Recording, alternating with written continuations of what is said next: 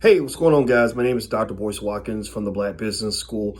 And you guys may or may not know I'm a finance professor. And I wanted to talk about something that isn't being talked about a lot in the media, but it has to do with a company that you probably heard of by the name of Tesla. Tesla's run by a guy you may have heard of by the name of Elon Musk.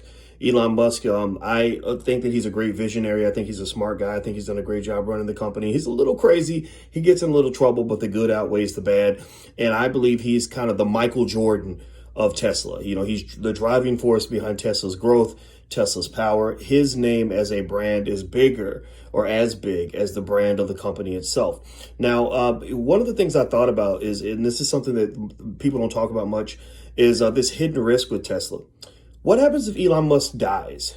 You know, what happens if tomorrow the company loses its Michael Jordan? What would have happened to the Chicago Bulls if Michael Jordan had suddenly died? God forbid, right? It would have probably impacted the value, the ability of the team to win, which would have impacted the ability to sell merchandise, which would have impacted the value of the Chicago Bulls. I'm willing to bet you that if Michael Jordan had died, the value of the Chicago Bulls on the market would have dropped by a few $100 million.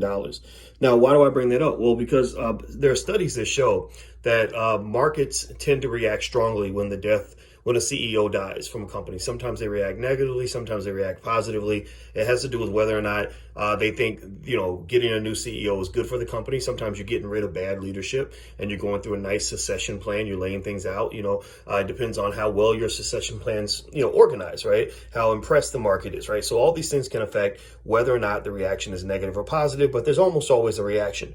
Now, here's the thing though. Tesla's different. Tesla's different. Tesla is not like, GM. I bet you can't even tell me who the CEO of GM is. Tesla's not like, I don't know, some other, let's say Ford. Who's the CEO of Ford? I bet you don't know who the CEO of Ford is. But you know who the CEO of Tesla is because his name is as big or bigger than the name of the company. And so I think that there's a huge risk that if something were to happen to Elon Musk, the value of Tesla would plummet.